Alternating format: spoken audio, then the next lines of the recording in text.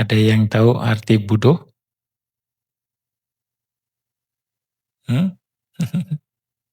Yang telah mencapai pencerahan, yang sadar? Wah, itu mah bahasa apa tuh yang sadar Buddha? Hah? Hmm. Ah.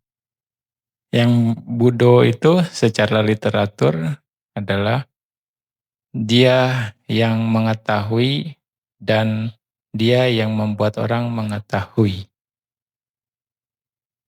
Mengetahui apa? Kebenaran mulia.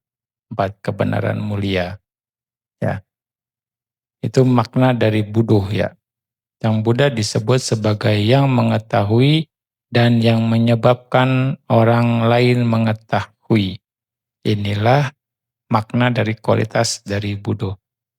Artinya Sang Buddha mengetahui 4 kebenaran mulia, Cattari Arya Sacani. Nah, beliau mengetahui kebenaran itu sendiri melalui pengalaman langsung. Kemudian beliau mengajarkan pengetahuan itu kepada makhluk lain.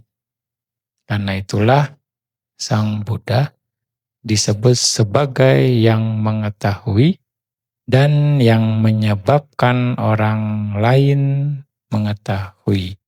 Inilah makna dan kualitas dari Buddha. Ya, itu. Nah, 4 kebenaran mulia yang diketahui oleh Sang Buddha, yaitu 4 kebenaran mulia, kebenaran mulia tentang duka atau penderitaan, duka saja. Kebenaran mulia tentang asal mula duka, samudaya saja.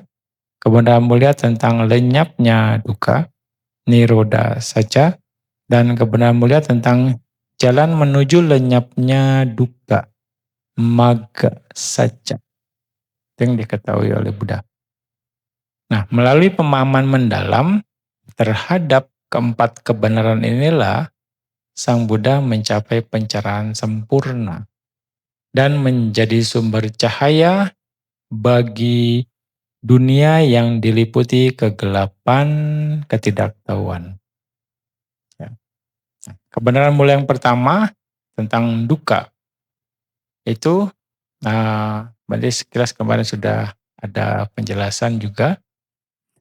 Segala sesuatu di dunia ini memiliki sifat penderitaan. Ya, tubuh manusia, bahkan tubuh para dewa dan Brahma, semuanya termasuk dalam alam penderitaan.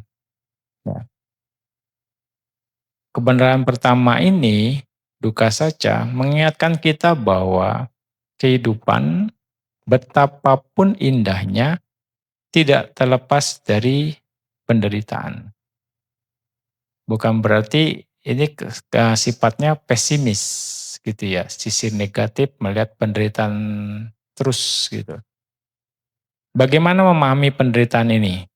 Ya, dalam kehidupan kita harus bekerja untuk mencari nafkah, mengalami penuaan, sakit, dan akhirnya kematian. Bila seseorang mencari uang dengan cara yang tidak benar, akibatnya ia bisa terlahir dalam menyedihkan.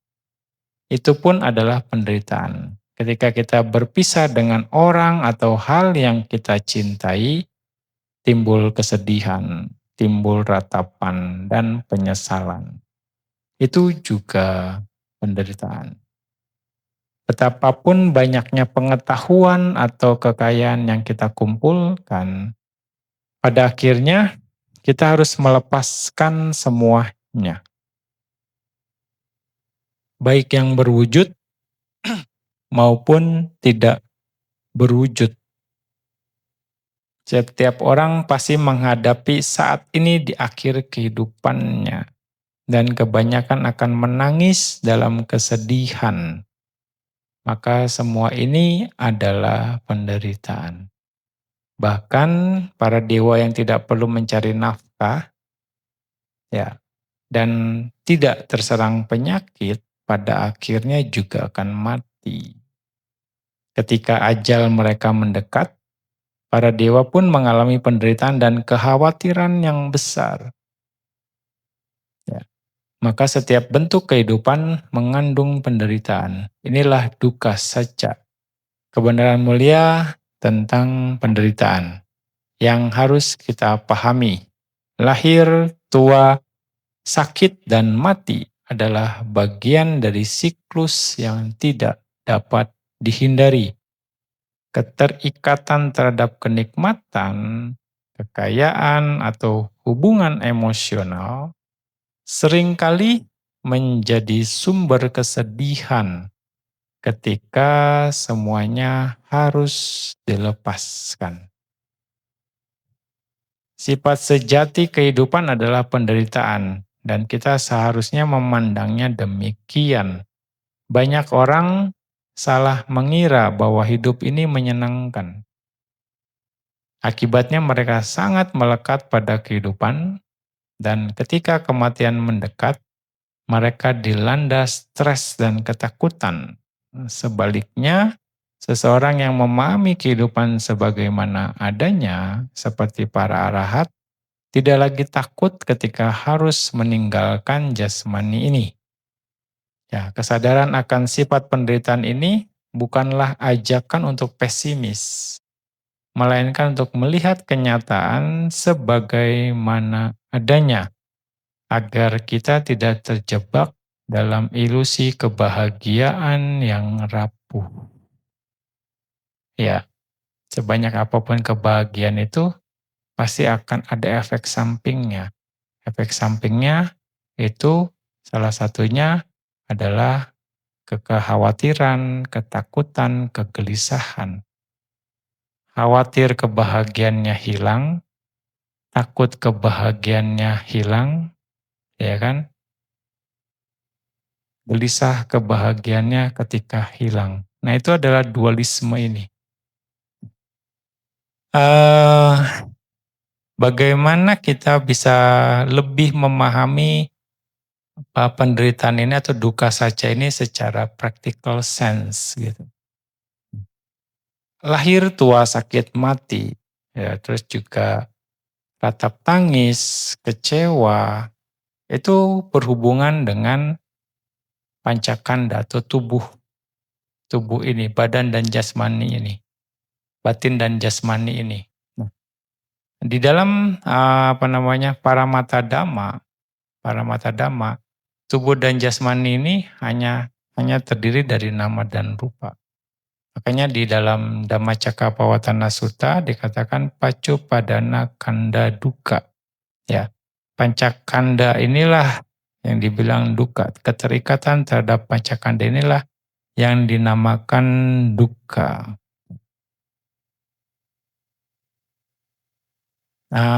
Bagaimana kita bisa memahami dukkha sacca dari sisi Paramata Dhamma? Ketika seseorang bisa mengerti pancakanda atau nama dan rupa saja, ya maka seseorang saat itu bisa mengerti atau bisa menembus dukkha sacca. Jadi dukkha sacca ini adalah pemahaman tentang nama dan rupa. Kalau dari sisi nyana itu adalah nama rupa padiccheda nyana. Bagaimana kebenaran mulia pertama ini? Di dalam Dhammacakka dikatakan di sini, kebenaran mulia tentang penderitaan, kelahiran adalah penderitaan, penuaan penderitaan, penyakit ada penderitaan, dan sebagainya yang sudah disebutkan.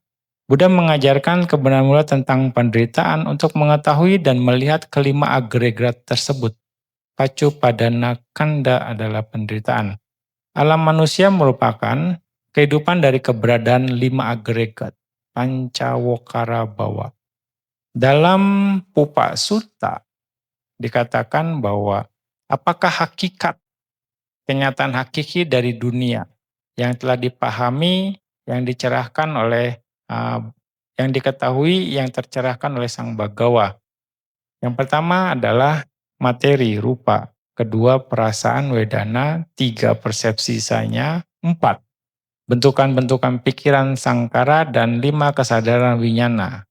Nah, ini dalam Pupa Sutta mengatakan bahwa Paramata Dhamma yang telah dipahami oleh Sang Bhagawa adalah pancakanda ini. Ya kan? Rupa, wedana, sanya, sangkara, dan winyana. Ini adalah kenyataan hakiki dari dunia yang sudah dipahami oleh yang tercerahkan. Nah, setelah melakukan ini, beliau menguraikan, mengajarkan, menyatakan, membangun, membuka, dan menjelaskannya. Ketika diuraikan, diajarkan, dinyatakan, dibangun, dibuka, dianalisa, dan dijelaskan dengan demikian oleh yang tercerahkan, ternyata masih ada orang yang masih tidak mengetahui dan melihat bagaimana misalnya Buddha melakukan sesuatu pada orang awam yang dungu tersebut, buta dan tidak bisa melihat, yang tidak mengetahui dan tidak melihat tersebut. Gitu. Dalam Mahasatipatthana ya, dikatakan apakah yang dibilang 5 agregat kemelekatan. Dibilang di sini agregat kemelekatan terhadap materi, rupu padana kando, wedanu padana kando, kemelekatan terhadap perasaan, sanyu padana kando, kemelekatan terhadap persepsi, sangkaru padana kando, kemelekatan terhadap bentukan-bentukan kama atau pikiran, dan winyanu padana kando, kemelekatan terhadap kesadaran. Ya. Oke. Juga tentang agregat yang lain di Kanda Sutta dikatakan, apakah kelima agregat ini materi? Materi itu pacu padana kanda, ya. Dari sisi rupa, dari masa lampau, masa mendatang dan di saat sekarang. Atita nagata pacu panang. Materi yang harus dilihat. Juga di dalam dan di luar, ajatangwa bahidangwa. Kasar atau lembut, olari kangwa sukumangwa. Lemah atau kuat, hinangwa sukumangwa. Jauh atau dekat, yang dure santikewa. 11 kategori yang harus dipahami.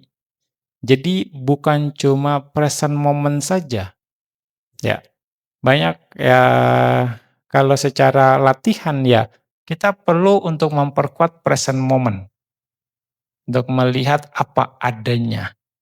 Tapi present moment ini hanya sebagai alat saja untuk kita bisa mengetahui apa adanya semuanya itu dari 11 kategori.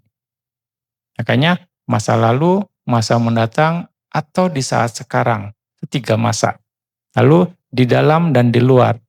Lalu kasar atau lembut, lemah, kuat, jauh atau dekat. Semua harus dikuasai. Ini dari sisi rupa. Begitu juga dengan perasaan. Wedana, begitu juga persepsi. Sanya, bentukan-bentukan pikiran sangkara, dan juga jenis kesadaran winyana. Jadi pancakanda harus dipahami melalui 11 kategori. Bukan cuma saya tahu perasaan saya muncul saat ini. Saya tahu pikiran saya muncul saat ini. Ya, bukan seperti itu saja. Nah, ini adalah pengetahuan yang harus dipahami oleh meditator untuk bisa menembus yang namanya kebenaran mulai yang pertama, dukkha saja. Nah, ini akan dipelajari di dalam nama rupa pariceda nyana, ya khususnya di nyana yang pertama ini nanti akan masuk ke nama kamatana dan rupa kamatana. Kelima agregat kemelekatan inilah kebenaran mulia pertama. Kebenaran mulia tentang penderitaan dan sebagaimana yang Buddha jelaskan masing-masing dari 11 kategori.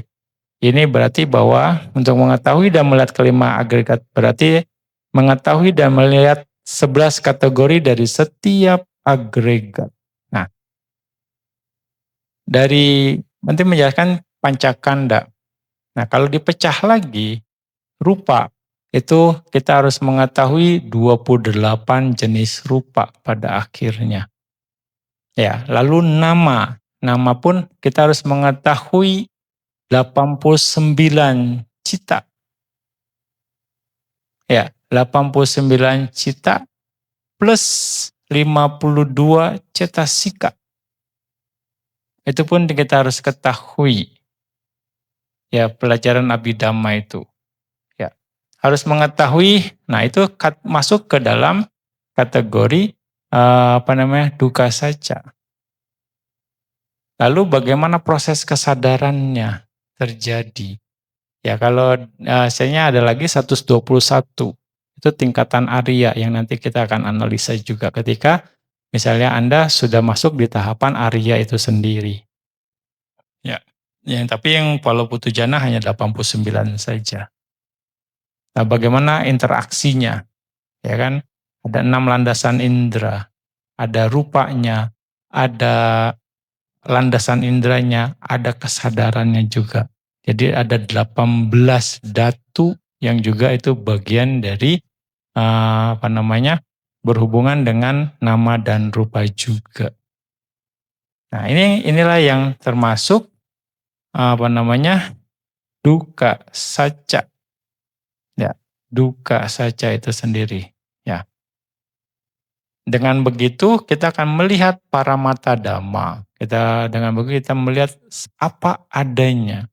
Sehingga kita akan mengerti tidak ada konsep aku di sana. Nah, pemahaman duka saca ini penting untuk bisa menghancurkan pemahaman atta, pemahaman tentang diri. Bahwa ketika kita bisa mengurai nama dan rupa saja, menjadi hanya pancakanda saja, menjadi hanya misalnya 18 datu saja, kita tidak akan melihat diri. Semuanya hanya proses. Proses yang saling melengkapi, proses yang saling mengkondisikan satu dengan yang lain. Ya, karena kita hanya melihat rangkaian itu saja. Sehingga kemelekatan kita terhadap diri tentang aku, tentang diriku, akan bergoyang, akan terurai.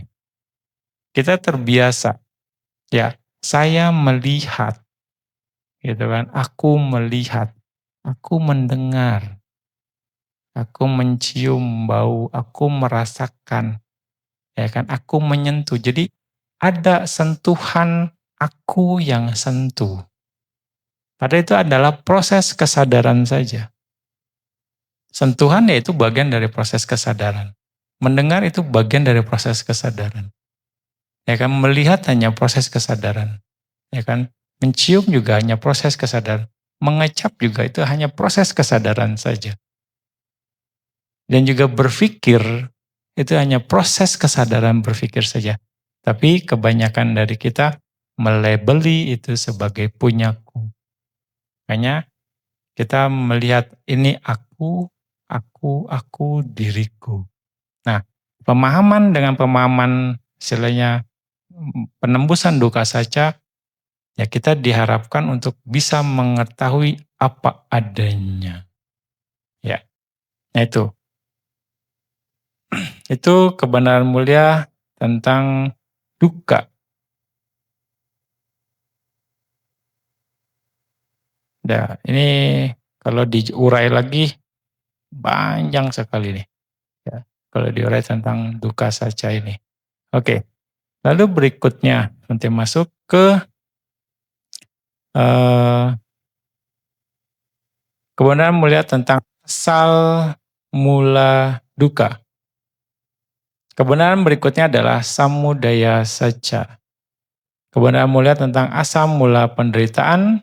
Apakah asal mula penderitaan itu? Penyebab utamanya adalah tanha.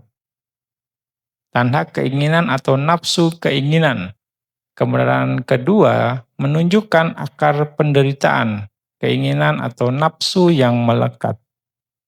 Ya, orang awam tidak mengetahui bahwa tubuh ini penuh penderitaan.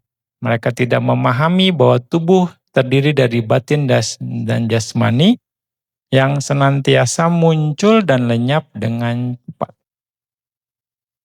Ya, ketika kita sudah bisa memahami duka saja, artinya sudah memahami nama rupa pariceda nyana, kita akan tahu bahwa tubuh ini yang terdiri dari nama dan rupa ini bergerak cepat sekali. Muncul, berlangsung, padam, upada, titi, bangga setiap saat, setiap momen, berubah sangat cepat. Ya, 1 detik kemudian saja itu kita sudah mengalami perubahan yang sangat-sangat masif. Tapi kita melebeli saya, ya kan? Bante kondanya dari awal wasa sampai sekarang masih Anda menganggapnya bante kondanya masih begini-gini aja gitu. Padahal perubahannya sangat-sangat masif, berubah sangat cepat. Kesadaran pun setiap saat berubah. Anda dengar bante, Anda lihat bante, Anda merasakan hal yang sama ketika Anda merasakan sentuhan, itu adalah berbagai kesadaran muncul lenyap dalam waktu yang saling beriringan mau dibilang, hampir bersamaan. Tapi kita melebelinya, saya sedang melihat bante, saya sedang mendengar bante, saya sedang di Dhamma Hall mendengar dan melihat bante. Kita membungkusnya mendalam satu konsep dan itu disepakati. Padahal berubahnya sangat cepat. Perubahannya sangat-sangat cepat. Karena itu jadi melekat dan berpikir ini tubuhku, ya, padahal itu bukan kenyataan sejati. Karena keinginan setiap tindakan baik atau buruk menjadi kama yang akan menimbulkan kelahiran berikutnya. Ya. Jadi para arahat melalui praktek vipassana mereka memahami tubuh ini secara mendalam dan tidak lagi memiliki keterikatan. Meskipun mereka masih melakukan perbuatan baik. Tindakan itu tidak lagi menjadi kama baru karena tidak dilandasi oleh keinginan. Mereka masih hidup karena sebab-sebab yang lampau, tetapi tidak menimbulkan kehidupan baru. Ketika mereka meninggal dunia tidak ada kelahiran kembali bagi mereka. Jadi, tanha adalah penyebab penderitaan yang harus disingkirkan. Selama masih ada keinginan, duka akan terus muncul. Karena itu jalan untuk terbebas dari penderitaan adalah dengan menyingkirkan keinginan.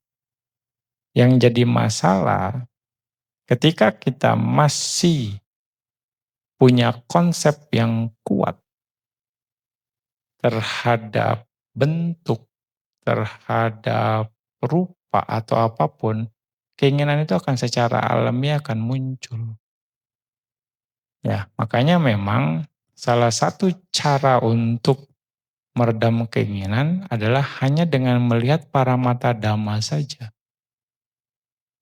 Yang terlihat ketika kita hanya melihat paramata dhamma, semuanya sama. Semuanya hanya nama dan rupa saja. Ya, mau yang cantik, mau yang jelek, mau yang tinggi, mau yang pendek, mau yang kelihatan atau yang enggak kelihatan, semuanya hanya terdiri dari nama dan rupa saja. Mau benda hidup, benda mati, makhluk hidup atau benda mati, itu pun hanya terdiri, ya benda makhluk hidup, nama dan rupa, benda mati hanya rupa saja. Yang prosesnya timbul, berlangsung, padam, upada, titi, bangga setiap saat. Dan semua terkena hukum tilakana, anicca, dukkha, dan anatta. Ketika pemahaman kita mantap di sana, maka kita akan berpikir, kalau begini semuanya sama, kenapa saya memunculkan keinginan? Kenapa harus ada keinginan terhadap hal-hal ini? Pemahaman itu yang akan menetralkan keinginan kita. Jadi kita akan bisa melihat apa adanya. Ada juga orang yang melihat itu tapi tidak memunculkan pemahaman itu.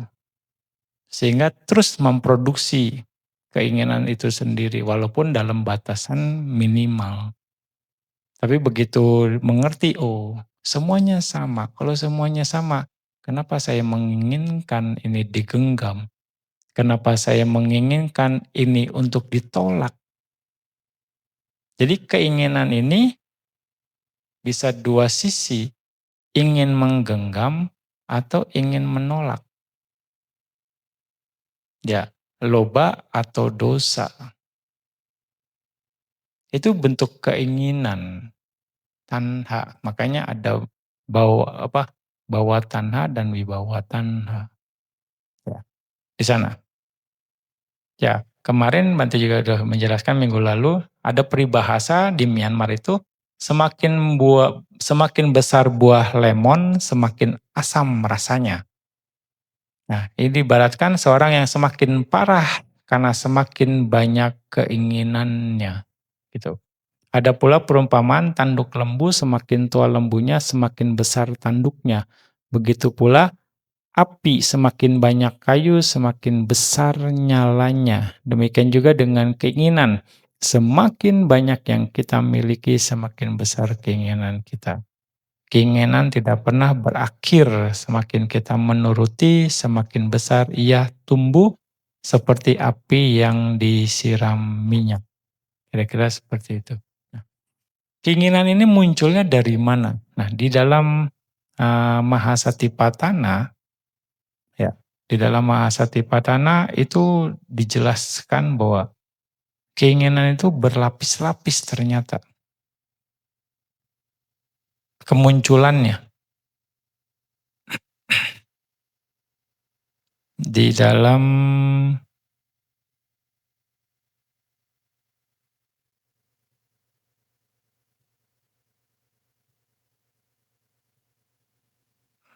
Samudaya Saca,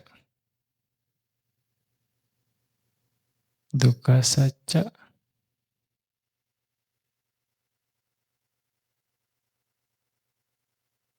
Oke. Nah, di dalam apa namanya Dukkha Samudaya Saca dikatakan di sini apa yang menjadi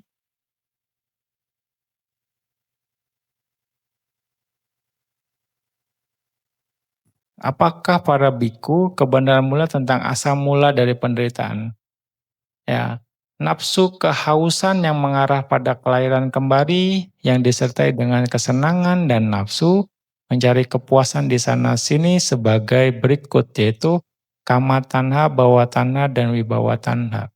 Nafsu kehausan terhadap kesenangan sensual, nafsu kehausan tentang kesenangan eksistensi, dan nafsu kehausan tentang non-eksistensi. Dan di manakah nafsu ini muncul? Di manakah tanha ini muncul? Nah, dan saat itu menetap di mana? Apakah sesuatu yang memikat dan menyenangkan di dunia ini yang bisa memunculkan tanha itu sendiri, membuat itu menetap dan menetapkan. Ya, apa yang menyenangkan dunia? Mata. Ia memikat dan menyenangkan. Di sini nafsu kawasan muncul dari indera mata. Ya. Lalu dia muncul dengan sendirinya, disinilah saat itu menetap dan menetapkan. Di mata, di telinga juga. Sotang loke, ya kan di sini caku loke, sotang loke, ganang loke, jiwa loke, kayo loke, mano loke. Ya, di enam landasan indera ada nafsu di sana, ada tanha di sana. Ya, lalu setelah itu di mana lagi? Ya, di mana lagi? Ternyata tempatnya, ataunya pasangannya, objeknya di rupa loke, sada loke, ganda loke, rasa loke, potaba loke, dhamma loke. Itu pun di sini nafsu itu muncul, nafsu atau tanha itu muncul dan kukuh dengan sendirinya. Disinilah saat itu menetap dan menetapkan. Ya kan? Mata objeknya ya rupa. Telinga objeknya ya suara. Nah, hidung objeknya bau-bauan. Nah, lidah objeknya rasa. Sentuhan tubuh ini objeknya sentuhan. Dan pikiran objeknya, kesadaran objeknya pikiran itu sendiri. Di situ ada tanha. Oke? Lalu di mana lagi tanha itu muncul? Di caku winyanang loke, sota winyanang loke, ganda winyanang loke, jiwa winyanang loke, kaya winyanang loke, mano winyanang loke. Nah, ini di kesadarannya. Di kesadaran yang mana hasil dari proses pertemuan kontak antara landasan indera dengan objeknya. Muncul kesadaran. Di situ pun tanha ada. Caku winyanang loke, sota winyanang loke, kesadaran mata, kesadaran telinga, kesadaran hidung, kesadaran lidah, jiwa winyanang loke, di kesadaran tubuh kaya winyanang loke, dan di kesadaran batin mano winyanang loke. Di sini nafsu juga muncul dan kukuh dengan sendirinya. Disinilah saat itu menetap dan menetapkan. Lalu di mana lagi? Nafsu itu ada, tanah itu ada. Caku sampaso loke, sota sampaso loke, ganda sampaso loke, jiwa sampaso loke, kaya sampaso loke, mano sampaso loke. Di sini adalah proses kontaknya. Proses kontaknya antara landasan indera dengan objek yang memunculkan kesadaran di proses kontaknya juga. Caku sampaso loke. Kontak melalui mata di dunia ini, kontak melalui telinga, kontak melalui hidung, kontak melalui lidah, kontak melalui tubuh, kontak melalui batin. Di sana tanha muncul dan menetap. Ya kan? Lalu di mana lagi tanha itu muncul? Caku sampasaja wedana loke. Perasaan yang lahir dari kontak tersebut. Tadi kan kita udah bahas tuh. Di landasan indera ketemu objek ada kontaknya, ada kesadaran yang muncul. Proses kontaknya juga, lalu perasaan yang muncul karena kontak itu sendiri ada tanha di sana. Bisa memunculkan tanha di sana. Perasaan yang lahir dari kontak mata, sota sampasaja wedana loke, perasaan yang lahir dari kontak telinga, ganda sampasaja wedana loke, perasaan yang lahir dari kontak hidung, jiwa sampasaja wedana loke, perasaan yang lahir dari kontak lidah, kaya sampasaja wedana loke, perasaan yang lahir dari kontak tubuh, mano sampasaja wedana loke, perasaan yang lahir dari kontak batin di dunia ini. Di sana tanha muncul dan kukuh dengan sendirinya. Lalu di mana lagi? Di mana lagi tanha muncul? Di sanyanya, rupa sanya loke. Oh, itu bagus misalnya. Bentuk ini bagus, bentuk ini tidak bagus. Ingatan kita terhadap yang pernah kita alami, di situ ada tanha. Rupa sanya loke, sada sanya loke, ganda sanya loke, rasa sanya loke, potaba sanya loke, dhamma sanya loke. Jadi persepsi tentang objek-objek, persepsi tentang suara-suara, persepsi tentang bau-bau, persepsi tentang rasa, persepsi tentang objek-objek sentuhan potaba, persepsi tentang dhamma, objek-objek mental di dunia yang memikat dan menyenangkan, dhamma sanyalo. Di sini nafsu mutu juga muncul. Lalu di mana lagi? Ada lagi rupa sancetana loke. Di sanyanya sudah, lalu keinginan cetananya. Cetananya untuk melihat objek itu juga ada tanha. Rupa sancetana loke sada. Rupa itu objek-objeknya. Kehendak terhadap objek. Sada sancetana loke kehendak terhadap suara. Ganda sancetana loke kehendak terhadap bau-bauan. Rasa sancetana loke kehendak terhadap rasa. Potaba sancetana loke kehendak terhadap objek-objek sentuhan. Dhamma sancetana loke kehendak terhadap objek-objek mental. Di sana ada tanha. Di mana lagi adanya lagi. Nah, ternyata ada lagi rupa tanha loke, sada tanha loke. Dari sanya, ternyata ada lagi tanhanya. Tanhanya terhadap objek-objek itu pun muncul. Tanha terhadap objek. Masing-masing objek ada tanhanya. Keinginan kita. Nafsu kehausan terhadap objek-objek bentuk di dunia. Nafsu kehausan terhadap suara-suara di dunia. Sada tanha loke. Nafsu kehausan terhadap bau-bauan di dunia. Ganda tanha loke.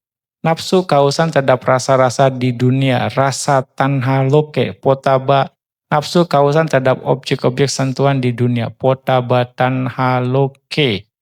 Nah, nafsu kehausan terhadap objek-objek mental di dunia memikat dan menyenangkan. Dhamma tanha loke. Tanha di sana muncul. Lalu di mana lagi? Rupa witakoloke. Pikiran tentang objek-objek itu. Sada witakoloke. Pikiran tentang suara-suara. Ganda witakoloke. Pikiran tentang bau-bauan. Rasa witakoloke. Pikiran tentang rasa-rasa di dunia. Potaba witakoloke. Pikiran tentang objek-objek sentuhan. Dhamma witakoloke. Pikiran tentang objek-objek mental di dunia dan memikat. Ya, di sana tanha muncul, lalu di mana lagi? Rupa wicaroloke, tadi witaka, sekarang wicara. Pemikiran terus-menerus terhadap ya bentuk, terhadap suara, terhadap bau-bauan, rasa, potaba, dhamma. Application mind dan sustaining mind. Mempertahankan di sana. Wicaro. Di sana tanha muncul. Tanha ada. Ya, itulah produksi tanha kita. Berapa lapis tuh? Ya, gimana kalau benar-benar kita nggak sadar?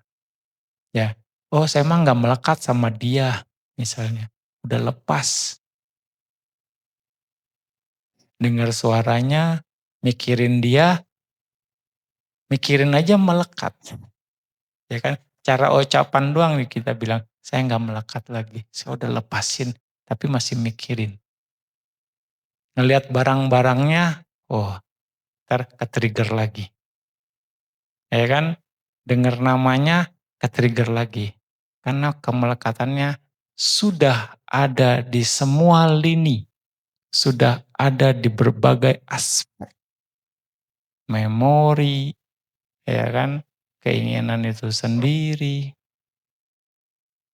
Inilah makna sebenarnya kita harus bisa menerjemahkannya dengan yoniso manasikara. Ya. Kalau tidak, kita akan terus, walaupun misalnya Anda latihan meditasi, kalau Anda enggak ini bisa menimbulkan tanha tanpa Anda sadari. Karena Anda menginginkan sesuatu, ya kan, dengan melalui pikiran Anda, melalui latihan Anda. Ya makanya latihlah dengan tulus. Nah itu Pak selalu bilang, berlatihlah praktek Dhamma dengan tulus. Nah itu cara kita mengendalikan tanha setidaknya. Nah kira-kira seperti itu. Kalau enggak, kita akan terjebak. Ya, Putu jana wajar, prosesnya ke sana sampai bisa paham. Makanya ini akan sulit kalau kita terus memahami kondisi ini. Inilah kondisi samsara. Polanya terus seperti ini. Misalnya walaupun kita sudah bisa lepasin, belum tentu kita bisa putuskan saya melekat, saya sudah lepas dari kemelekatan itu. Kita masih punya sanya, kita masih punya persepsinya terhadap itu, terhadap hal yang kita lepas itu sebelumnya. Ya kan? Kita masih punya keinginan yang terpendam terhadap hal itu sebelumnya. Ya kan? Nah, makanya samsara itu luar biasa. Ya kan? Kalau kita nggak latihan, wah iya, betul-betul. Ya kan? Nah, ya inilah yang dibilang tanha. Inilah yang dibilang samudaya saja. Ya, makanya tanha ini menjadi bahan bakar, ya, menjadi bahan bakar kita ada di samsara. Awija tanha upadana. Kenapa seseorang bisa memunculkan keinginan? Karena tidak mengetahui kenyataan sebenarnya, paramata dhammanya. Kalau yang tadi Banzi bilang, kalau kita semua melihatnya sama, hanya terdiri dari nama dan rupa saja, mau apa sih? Semuanya sama kok gitu. Jadi saat itu keinginan kita akan keredam. Sehingga kita akan bisa melihat sebagaimana adanya. Oh nama rupa saja nama rupa. Jadi kita hanya sebatas melakukan ya melakukan saja gitu. Tapi bagi Pak Putujana, walaupun kita sudah melihat misalnya nama dan rupa saja, kita akan kebawa oleh keinginan dari masa lampau. Kita akan kebawa oleh persepsi dari masa lampau. Kita akan kebawa oleh witaka dan wicara dari masa lampau. Saya kepengen ini. Saya masih mau ini. Nah, kita ini berjuang untuk ngeredam itu. Nah, itu perjuangannya. Dan juga kita kebawa oleh kebiasaan kita saat ini yang sudah terbentuk. Dan juga kita kebawa oleh kebiasaan di masa lampau yang dimana di masa lalu kita lakukan dan itu akan berbuah di masa depan. Itu pun kita terbawa pola itu. Jadi di masa lalu ada jebakan, di masa sekarang kita juga terjebak, di masa depan kita juga terjebak. Kalau kita nggak hati-hati. Ya, ini polanya. Makanya penjelasan Buddha harus menyelesaikan ini di 11 kategori. Yoniso manasikaranya jauh banget. Ya kan? Dalam artian di sini, bukan cuma yoniso manasikaranya, kalau diomelin orang diem sabar, bukan itu juga. Kalau misalnya ada makanan, jangan serakah, bukan itu juga. Jangan misalnya berdana, misalnya serakah gitu, jangan nafsu. Bukan itu juga yoniso manasikaranya. Itu levelan kasar. Tapi oke, kita membuat potensi dari sana. Memperkuat kebiasaan itu sampai kita babat yang tadi kita bantu jelaskan. Nah, sampai kita siap untuk bisa menghancurkan itu semua. Menghancurkan tanha yang berlapis-lapis ternyata. Tapi kalau kita nggak mau mulai, rasanya nggak akan selesai. Mulai pun nggak tahu kapan selesainya. Ya kan? Nah itu. Oke. Ya ini adalah tanha. Kita harus bisa melenyapkan itu semua. Makanya, sekali lagi, dalam kehidupan modern, bentuk bisa berupa ambisi tanpa batas, hasrat konsumtif, atau pencarian kenikmatan yang tidak pernah puas. Semakin besar, semakin asam. Begitulah sifat keinginan. Kalau tadi Banti jelaskan berlapis-lapis, pasti akan semakin memperbesar kan ya. ada kontak, ada ini semuanya bersamaan. Langsung makin makin genggam, makin genggam, makin kira-kira seperti itu. Oke, eee, jadi dengan memahami asal mula penderitaan ini, kita mulai menyadari pentingnya pelepasan. Bukan karena menolak hidup, tetapi karena ingin hidup dengan bijaksana dan merdeka dari belenggu keinginan. Kita harus kerja keras dengan pola-pola keinginan yang merasuk dengan berbagai sisi. Oke, berikutnya kebenaran mulia tentang lenyapnya duka. Ya, kebenaran mulia uh, tentang lenyapnya duka yaitu nirodhasaca. Kebenaran mulia tentang lenyapnya penderitaan. Nirodhasaca mengungkapkan bahwa penderitaan dapat berakhir.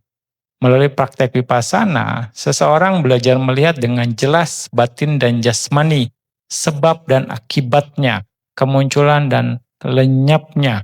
Bila ia mengamati dengan tekun, akhirnya batinnya melampaui keadaan muncul dan lenyap. Itulah nibbana. Nibbana adalah lenyapnya penderitaan atau nirodha saca. Dan ini dapat dialami bahkan dalam kehidupan sekarang, bukan hanya setelah mati. Orang yang berlatih dengan benar dapat melihat nibbana di kehidupan ini juga. Ketika keinginan dan keterikatan lenyap sepenuhnya, pikiran mencapai ketenangan tertinggi nibbana. Orang awam sering salah paham mengira nibbana itu membosankan karena tidak ada apa-apa di sana. Ya, keadaan ini bukan kehampaan, melainkan kebahagiaan sejati yang bebas dari duka. Ya, seorang bikuni, bikuni Gotami, ibu tiri Buddha, yang telah mencapai arahat menjelang parinibbananya berkata kepada murid-murid yang menangis, "Anak-anakku, ini bukan waktu untuk menangis, melainkan waktu untuk bergembira, karena semua penderitaan akan berakhir." Nah, bagi mereka yang telah mencapai pencerahan, nibbana bukanlah kekosongan yang membosankan, melainkan kedamaian mutlak atau akhir dari segala penderitaan. Modal utama untuk mencapai nibbana, pemahaman terhadap nama dan rupa itu sendiri, paramata dhamma, nama rupa paricedanya. Jadi duka saca dan samudaya saca inilah yang akan kita gunakan untuk pencapaian nirodha saca. Ketika seorang menembus duka saca, ini jadi modal. Begitu dia juga menembus samudaya saca, bisa melihat semua dalam 11 kategori. Ini juga akan jadi modal. Kombinasi antara duka saca dan samudaya saca, lalu meditator dia merenungkan semuanya dengan anicca, duka, dan anatta. Dengan penuh ketekunan sehingga dia mematangkan kebijaksanaannya, maka akan menghasilkan nirodha saca, akan menghasilkan nibbana. Ya, makanya objek vipassana adalah nama dan rupa. Dengan perenungan anicca, dukkha, dan anatta, ya kan, akhirnya meditator akan bisa melampaui nama dan rupa itu sendiri. Artinya yang dibilang menyeberang ke pantai seberang, itu yang dimaksud. Go to other shore. Karena di pantai sini banyak kondisi, banyak nama dan rupa. Ya, begitu perenungan nama dan rupa di sini dengan anicca, dukkha, dan anatta. Ya, begitu misalnya Maggapala terbuka, ya nibbana terbuka. Istilahnya meditator itu pikirannya akan mencapai nibbana. Nibbana itu unconditional state, kondisi yang tidak berkondisi. Jadi saat itu melampaui nama dan rupa, artinya saat itu tidak ada nama dan rupa di nibbana itu sendiri. Yang dibilang menyeberang ke pantai seberang. Tadinya meditator berkutat di pantai sini yang dengan banyak nama dan rupa, kondisi-kondisi lalu direnungkan dengan anicca, dukkha, dan anatta. Lalu ketika sudah matang pemahamannya, pikirannya akan mengarah ke nibbana. yang dimana di sana tidak ada nama dan rupa lagi. Itu pemahamannya. Ya, go to other shore maksudnya. Pergi ke pantai seberang. Yang mana tidak ada nama dan rupa itu sendiri. Ya, itu maknanya. Makanya pemahaman para mata dhamma ini penting buat modal pencapaian nibbana. Sekali lagi. Ya, makanya Anda harus bisa tembus ini sehingga Anda bisa memahami duka saja dan juga samudaya saja itu sendiri. Karena untuk bisa menembus niroda saja, Anda harus bisa menembus duka saja dan samudaya saja. Makanya dengan begitu Anda akan bisa mencapai niroda saja. Inilah sistematisnya.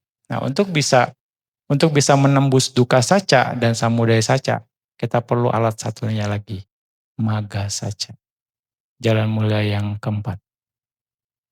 Itu alatnya untuk bisa menembus duka saja dan samudaya saja. Kebenaran mulia tentang jalan menuju lenyapnya duka. Ya. Kebenaran keempat adalah magga saja. Jalan mulia berluas 8, Arya Tingika Magga, sama diti, sama sangkapa, sama waca, sama kamanta, sama ajiwa, sama wayama, sama sati, sama samadhi. Itulah jalan menuju nibbana. Pandangan atau pengertian benar berarti memahami kama dan buah dari kama. Dengan pemahaman ini, seseorang dapat terlahir sebagai manusia atau dewa dan memiliki kesempatan untuk berlatih lebih lanjut. Memahami tubuh sebagai unsur jasmani dan batin, melihatnya sebagai sebab dan akibat, sebagai ketidakkekalan, penderitaan, dan tanpa diri, semua ini adalah pandangan benar.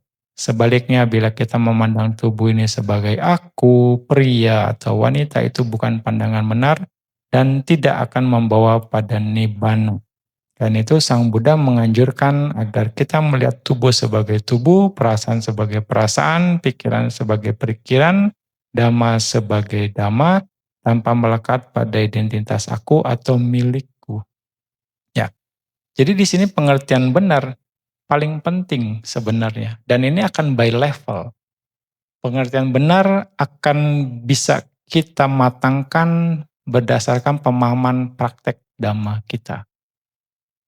Tapi di awal bagi para putujana, pengertian benar itu harus sesuai dengan dhamma dulu. Bagaimana kita mengarahkan pikiran kita ke arah yang benar. Dengan pengertian benar itu, samadhi ini ngerti mana yang baik, mana yang buruk, mana yang pantas, mana yang tidak pantas, mana yang sesuai, mana yang tidak sesuai, mengerti. Kalau Anda nggak ngerti, Anda akan bingung. Nah, pada akhirnya, ya udahlah, cincai aja lah. Ya, artinya nanti area abu-abu Anda akan masuk. Nah, kira-kira seperti itu. Salah-salah, benar-benar. Anda mengerti. Nah, dasarnya itu. Mengerti kebaikan. Mengerti kebaikan akan mengarahkan kepada kebahagiaan. Mengerti penderitaan,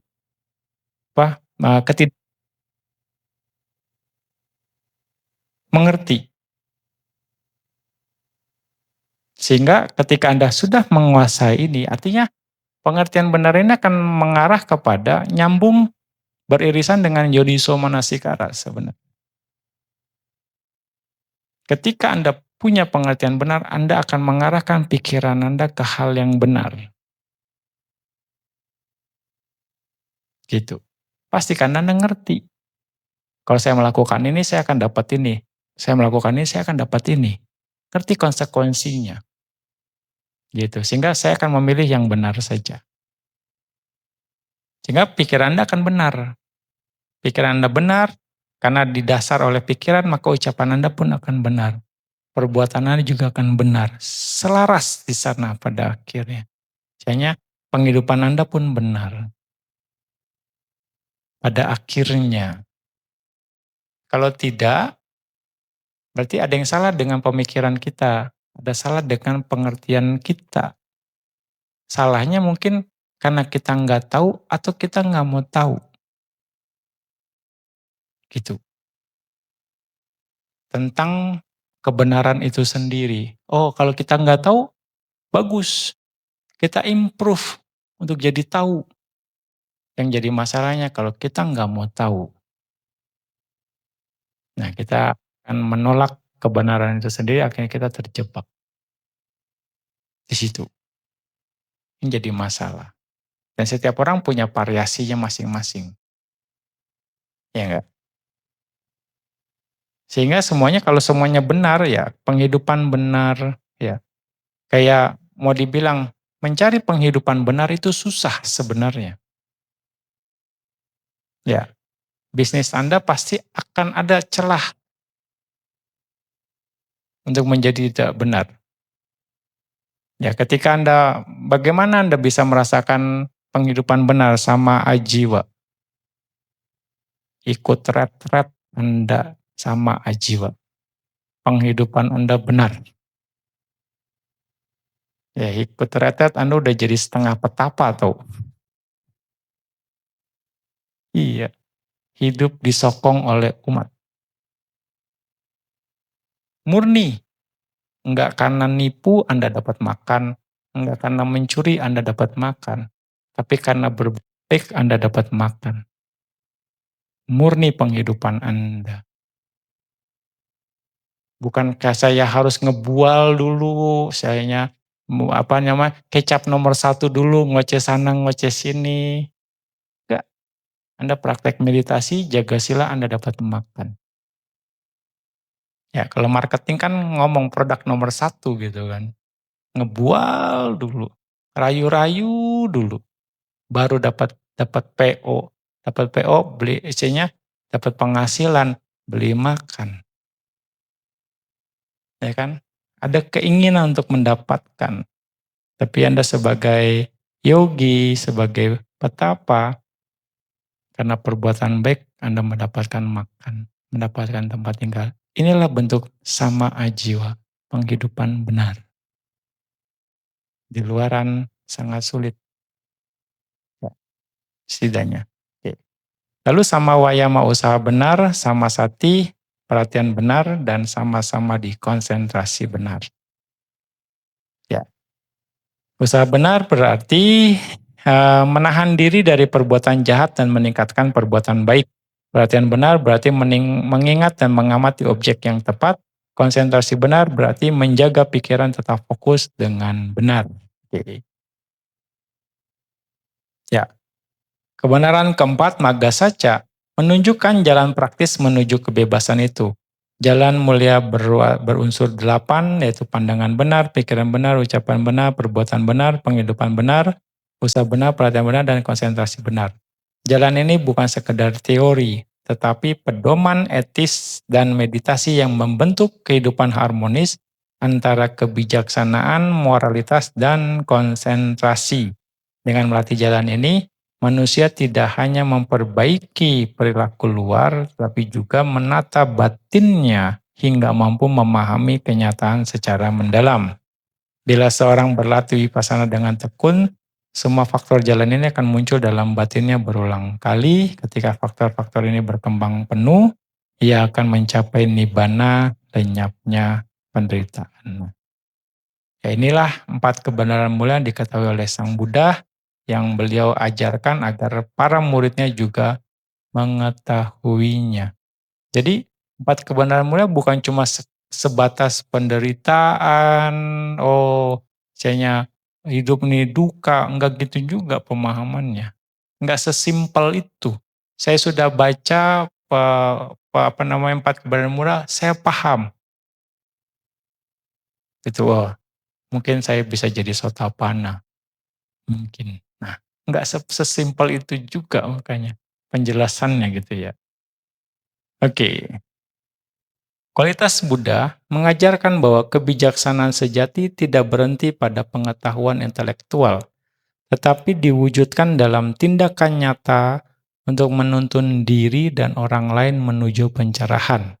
Seperti matahari yang bersinar tanpa memilih, Sang Buddha membabarkan dhamma agar semua makhluk dapat memahami jalan keluar dari penderitaan. Ketika seorang mengucapkan atau merenungkan Buddho, hendaklah ia memahami maknanya. Buddho berarti dia yang mengetahui 4 kebenaran mulia, atau dia yang membuat orang lain mengetahui 4 kebenaran mulia. Itu adalah arti dari Buddho. Bukan yang tercerahkan nih ya. Nah, bukan yang sadar juga. Nah ini artinya gitu. Enlightenment. Tercerahkan apa? Karena mengetahui 4 kebenaran mulia. Dan juga membuat orang lain mengetahuinya. Oke, sekali lagi. Bagi kita, merenungkan Buddho bukan sekedar mengingat nama, tetapi menghidupkan kesadaran bahwa kita pun dapat menapaki jalan pengetahuan dan pembebasan. Setiap kali kita mengucapkan Buddho, Buddho, sesungguhnya kita sedang mengingat kualitas dari Sang Guru Agung yang mengetahui kebenaran kehidupan dan membimbing kita agar mengetahui pula. Dengan merenungkan makna ini, kita sedang mengembangkan penghormatan batin kepada Sang Buddha dan memahami kualitas luhur dari Buddho. Dengan demikian, Buddho bukan hanya gelar bagi Sang Tathagata, melainkan juga cermin bagi setiap pencari kebenaran. Ya, ia mengingatkan kita bahwa pencerahan bukan sesuatu yang jauh dan misterius, tetapi jalan yang dapat dilalui dengan pemahaman, praktek, dan pengendalian batin. Saat pengetahuan sejati lahir dari pengalaman langsung terhadap 4 kebenaran mulia, maka di dalam diri kita pun cahaya Buddho mulai bersinar. Kira-kira seperti itu. Di levelan mana Buddhonya, cahaya Buddhonya Anda bersinar? Ya, praktek Dhamma kan masing-masing. Anda juga Pasiko juga by level. Pembuktian by level. Sekali lagi, saat pengetahuan sejati dari pengalaman langsung terhadap 4 kebenaran mulia, maka di dalam diri kita pun cahaya Buddho mulai bersinar. Ya, semoga ya cahaya Buddho terus bersinar di dalam diri kita masing-masing. Sadu, sadu, sadu. Ya, mari kita berbagi jasa kebajikan yang telah dilakukan ya kepada makhluk. Semoga semua makhluk ikut berbahagia dan mendapatkan manfaat yang sama seperti yang kita dapatkan. Idame punyam asawakaya wahang hotu. Idame punya nibbana sapajayo hotu. Mama punya baga sabasatanam bajemi.